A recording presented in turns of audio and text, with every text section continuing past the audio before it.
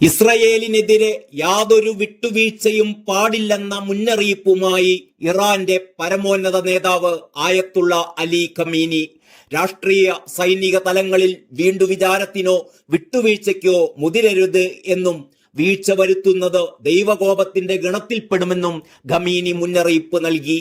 Hamas രാഷ്ട്രീയകാര്യ മേധാവി Ismail Haniya Iran സന്ദർശനത്തിനിടെ കൊല്ലപ്പെട്ടതിനെ തുടർന്നാണ് ഇറാനും ഇസ്രയേലും തമ്മിൽ സംഘർഷാവസ്ഥയുണ്ടായത്. എന്നാൽ തിരിച്ചടി നൽകുന്നതിൽ ഇറാൻ പ്രസിഡന്റ് മസൂദ് പെസഷ്കിയാനും സൈന്യവും തമ്മിൽ ഭിന്നതയുണ്ടായി. തുടർന്നാണ് ആയത്തുള്ള അലി ഖമീനിയുടെ ഈ പ്രസ്താവന എന്നതും ശ്രദ്ധേയം. അതേസമയം ഇസ്രായേലിന് തിരിച്ചടി നൽകുന്നതിൽ നിന്നും ഇറാനെ തടയാൻ വിദേശ രാജ്യങ്ങൾ സമ്മർദ്ദം ചെലുത്തിക്കൊണ്ടിരിക്കുകയാണ്.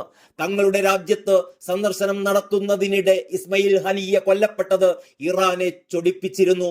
ഇറാന്റെ ഭാഗത്തു നിന്ന് ആക്രമണമുണ്ടായാൽ 1-ന് 10 തിരിച്ചടിക്കുമെന്ന് ഇസ്രയേലും മുന്നറിയിപ്പ് നൽകിയിട്ടുണ്ട്.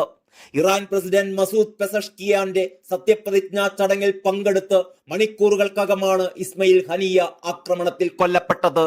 നെഷാത്ത് എന്നറിയപ്പെടുന്ന തന്ത്രപ്രധാനമായ ഗസ്റ്റ് ഹൌസിൽ വിദൂര നിയന്ത്രിത സംവിധാനം ഉപയോഗിച്ച് സ്ഫോടനം നടത്തിയായിരുന്നു ഹനിയയെ കൊലപ്പെടുത്തിയിരുന്നത്.